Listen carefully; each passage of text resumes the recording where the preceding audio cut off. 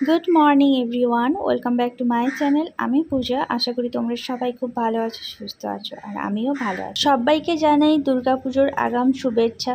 জানি এবছরের পরিস্থিতিটা হয়তো খুব একটা ভালো নয়, তার মধ্যেও আমাদের সবাইকে তাল মিলিয়ে কাজকর্ম করে যেতে হবে। আর মা তো আমাদের সবসময় আসে না, মা তো এক বছর পরেই আসেন। তাই সব কিছুকে মনের মধ্যে চেপে রেখে মাকে সাদরে আমন্ত্রণ জানাতে হবে আমাদের সবাইকে, আর সবার খুব ভালোভাবে পুজো কাটাতে হবে। এই ফুল তুলতে তুলতে একটা কথা মনে পড়ে গেল, শরৎকালে শিউলি গাছের ফুলটা যখন সকালবেলা ঝরে পড়ে তখন সেগুলো কুড়োনোর একটা আলাদা আনন্দ। তখন মনে হয় যে সত্যি পুজো চলে এলো। আর এই বছর না সবকিছু যেন কেমন একটা অন্যরকম হয়ে গেছে, মানুষের মধ্যে কোনো আনন্দ নেই, উচ্ছ্বাস নেই। সেটাই স্বাভাবিক, কারণ যা সব ঘটছে তো সেই জায়গা থেকে মানুষ দাঁড়িয়ে আনন্দ করার কথা ভুলেই গেছে। কিন্তু এই যে একটা হয় না পুজো পুজো ভাব, সেটাও যেন কেমন একটা নেই। তো যাই হোক, তোমাদের সাথে কথা বলতে বলতে ওদিকে আমি চা বসিয়ে দিলাম, আর এদিকে আজকে বানাচ্ছি ভেজিটেবল চিলা। তো এটা না সত্যি খেতে খুব ভালো লাগে। এটা আমি ময়দা দিয়ে করি না, এটা হচ্ছে চালের গুঁড়ো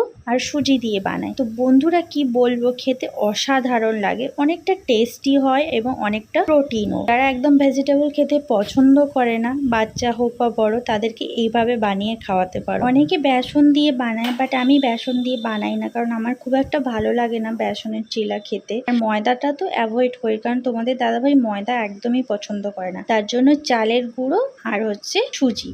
একদিন তোমরাও বানিয়ে খেও, সত্যি খুব ভালো লাগে। ও হ্যাঁ, বানাতে তো বলছি, কিন্তু তোমাদেরকে তো আমি রেসিপিটাই বললাম না। তো চিন্তা নেই, আমি দুর্গাপুজোর পরে প্রত্যেকটা রেসিপি আমার ব্লগের সাথে অ্যাড করে দেব। যেহেতু এখন বলতে গেলে প্রায় পুজো চলে এসছে, আর কয়েকটা দিন বাকি, সেই জন্য এখন আর শেয়ার করছি না। একবারে পুজো চলে যাওয়ার পরে আমার প্রত্যেকটা ব্লগে একটা একটা করে আমি রেসিপি শেয়ার করব। যদি তোমাদের কোনো কাজে লেগে যায়, উপকারে লাগে। তোমাদের সাথে কথা বলতে বলতে আমার ব্রেকফাস্ট রেডি হয়ে গেল, চাও রেডি হয়ে গেল। ডিম সেদ্ধ তো হয়েই গেছিল আগে, এখন ডিমটা ফাড়িয়ে নেব, আর চাটা তো আমি ঢেলেই নিয়েছি। একটা চিলা বাকি আছে, হয়ে গেলেই তারপরে আমি নিয়ে চলে যাব। তো দেখে মনে হচ্ছে যে কোনো ব্যাপারই নয়, 2 থেকে 3 মিনিটের মধ্যে সব হয়ে গেল। আসলে না বন্ধুরা, ক্যামেরার সামনে যেটা দেখতে পাও না, তার পেছনে অনেকটা কষ্ট, অনেকটা পরিশ্রম থাকে।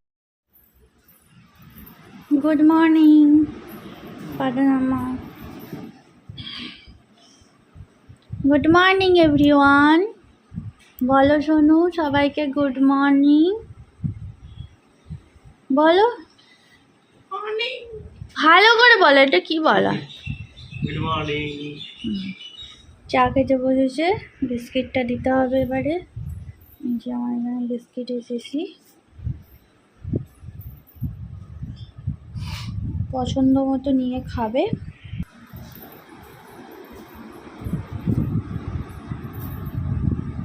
ডিম এখন কি করব? খেয়ে নাও, খেয়ে না, খেয়ে নাও, খেয়ে তারপর চা খাবে। খাওয়া যাবে না, ওষুধ দিয়ে দাও না।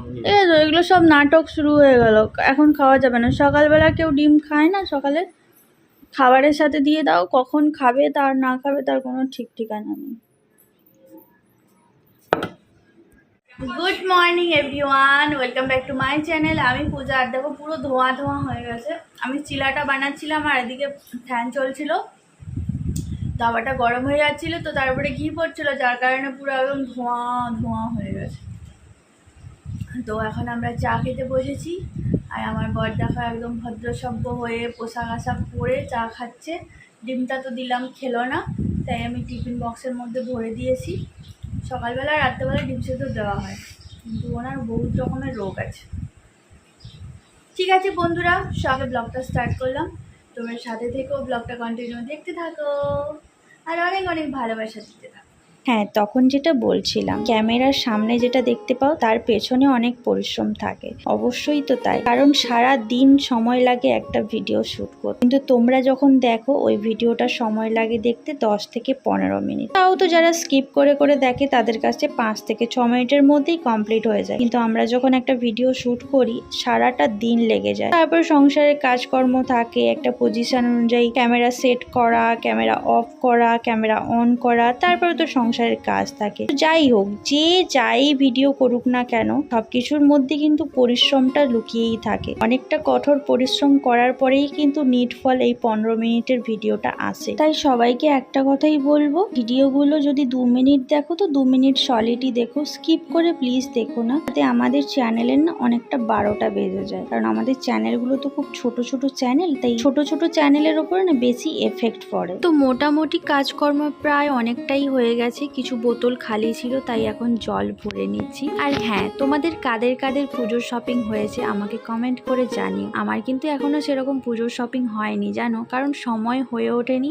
আর এবছর না কেমন যেন একটা পুজোর শপিং করার কোনো ইচ্ছেও নেই। ওই যে একটাই জিনিস, যা পরিস্থিতি চলছে মানুষের মনটাই যেন কেমন একটা পাথর হয়ে গেছে। তোমাদের দাদাভাইয়ের কিছু শপিং হয়ে গেছে, বাট আমার এখনো সেরকম কিছু হয়নি, ইচ্ছেও নেই। যদি করি অবশ্যই তোমাদের সাথে শেয়ার করব, সেটা তো তোমরাও জানো। কারণ আমি কিছু নিলে তোমাদের সাথে শেয়ার করব না, সেটা হতেই পারে না। তোমাদের শপিং হলো কিনা অবশ্যই কমেন্ট বক্সে কিন্তু জানিও। বলতে বলতে ঘরটাও এখানে মুছে নিচ্ছি। আমাদের বেডরুমটা মোছা হয়ে গেছে, এখন ছোট রুমটা মুছতে চলে এসেছি। পরে ঠাকুরের কাছে, মানে যেটা ডাইনিং প্লেস অ্যাকচুয়ালি, ওখানে ডাইনিং টেবিল রাখি না যেহেতু ঠাকুর আছে, সেটাও মুছে নেব। মোটামুটি ঘর তোর মোছা হয়ে গেলে তারপরে একটু রান্না বসাতে হবে।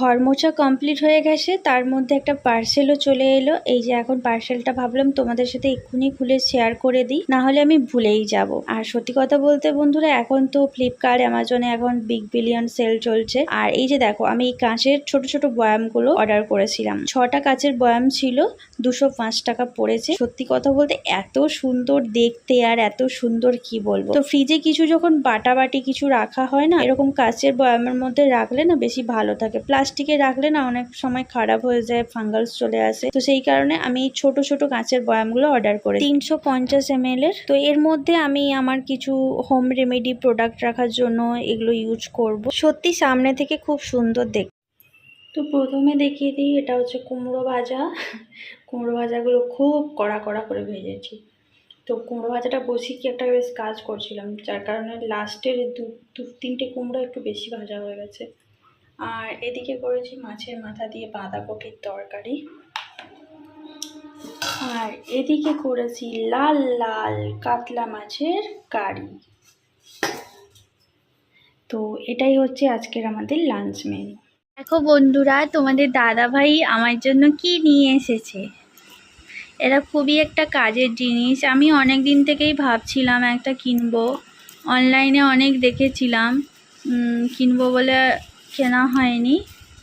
তো তোমরা কারা কারা এটা বুঝতে পারছো, গেস করতে পারছো, একটু বলো দেখি আমাকে।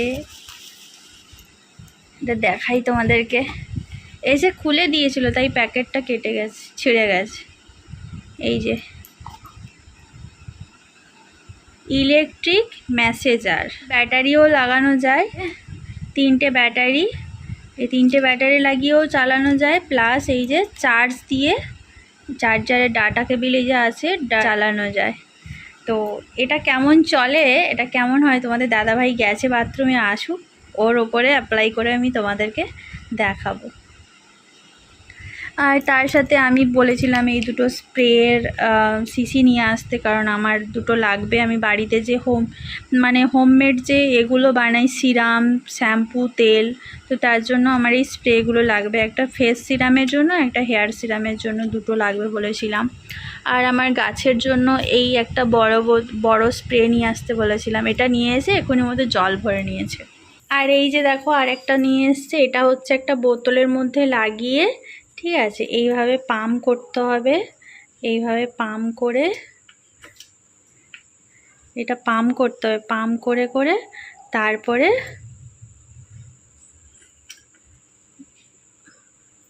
এই যে দেখো, এই সুইচটা দিয়ে টিপে দিলে এই জল চলে যাচ্ছে। আমি আগে কি করেছিলাম বলো তো, এই কোলিনের যে বোতলটা ছিল এটা দিয়ে আমি স্প্রে করতাম, কিন্তু এটা না খুব হার্ড, মানে এটা হাতটা ধরে যায়, বেশিক্ষণ দেওয়া যায় না, যার কারণে আমি বলেছিলাম নিয়ে আসতে। তো এটাও একটা নিয়ে এসছে, অন্য কোনো বোতলে যদি লাগিয়ে এটা ইউজ করা যায়। এটা বড় বোতলে যে কোনো একটা লাগিয়ে দিলে হবে। দেখো নিয়ে এসে কি অবস্থা করেছে, জল দিয়ে একবারে ভিজিয়ে দিয়েছে। একে এই ইনডোর প্ল্যান্টগুলোতে বেশি জল দেওয়া যায় না, রোদে দিয়ে দিয়ে আমি শোকাচ্ছি, আর সে হচ্ছে দেখো মানে মাটিগুলো একদম অপর্যাপ্তভাবে ভিজেছিল, আমি শোকাচ্ছি, আর সে হচ্ছে আমার এই জল দিয়ে গাছগুলোকে মারার প্ল্যান করছে। বন্ধুরা ডাটা কেবিলটা এই যে আমার অ্যাডাপ্টারটাতে ডাটা কেবিলটা লাগিয়ে দিয়েছি। এবারে এই যে দেখো কেমন হচ্ছে, কেমন হচ্ছে, পেতে করব হাতে করি। এই দিকটা যে আছে এদিকে ভাইব্রেট হচ্ছে, কেমন লাগছে গুচু? হ্যাঁ, আমি অনলাইনে এগুলো প্রচুর দেখেছি জানো, মাথাতে আরও বেশি ভালো লাগে। এই দেখো এরকম প্রেস করতে হবে, প্রেস করলে এরকম হয়। হালকা করে বেশি চেপে দিলে বন্ধ হয়ে যাচ্ছে। আমি এগুলো ভিডিওতে অনেকে দেখেছি, এগুলো নাকি 3,000-4,000 টাকা করে বড় বড় অনেকগুলো সেটের হয়, কোমরে, মাথার, হাতে সব নাকি আলাদা আলাদা। কিন্তু এটা তো সস্তায় বস্তা, তাই না?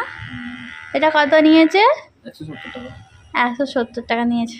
আমার তো খুব মাঝে মাঝে মাথা যন্ত্রণা করে আর খুব কোমরে টোমরে যন্ত্রণা করে, ওই জন্য কিনে এনেছে আমার জন্য। জানো বন্ধুরা এটাতে দারুণ ম্যাসাজ হচ্ছে, দারুণ।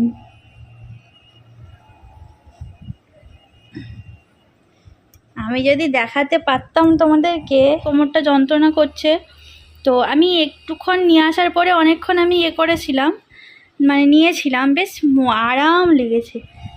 কি বলবো বন্ধুরা, দারুণ আরাম। কত কিছু যে জিনিস বেরোচ্ছে আজকালকার দুনিয়ায়, মানে সে ধারণার বাইরে। কিছুদিন পরে হয়তো এবারে খাবারের মেশিন বেরোবে, বলো, হাতে আর খেতে হবে না, সুইচ টিপে দিলে মুখে চলে আসবে খাবার। দারুণ দারুণ,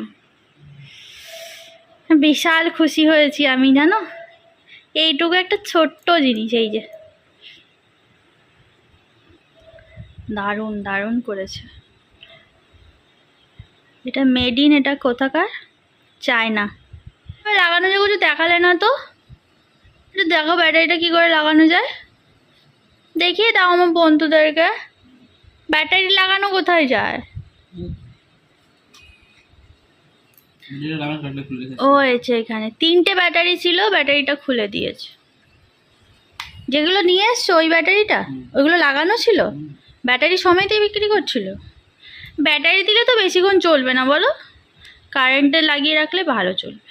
দেখো বন্ধুরা আমার জন্য কচু কি নিয়ে এসেছে, এগুলো হচ্ছে বেবিকর্ন। কারা কারা বেবিকর্ন খেতে ভালোবাসো আমাকে কিন্তু কমেন্ট করে জানাবে, আমি তো প্রচুর ভালোবাসি। অফিস থেকে ফেরার পথে আমার জন্যই বেবিকর্নগুলো নিয়ে এসছে। আমি এখন এগুলো ঝটপট করে খেয়ে নিই, ঠান্ডা হয়ে যাচ্ছে, ঠান্ডা হয়ে গেলে একদমই ভালো লাগে না। তো চলো আমি এগুলো খেতে থাকি, আর তোমরা ততক্ষণে ভিডিওটা লাইক, শেয়ার অ্যান্ড সাবস্ক্রাইব করতে থাকো।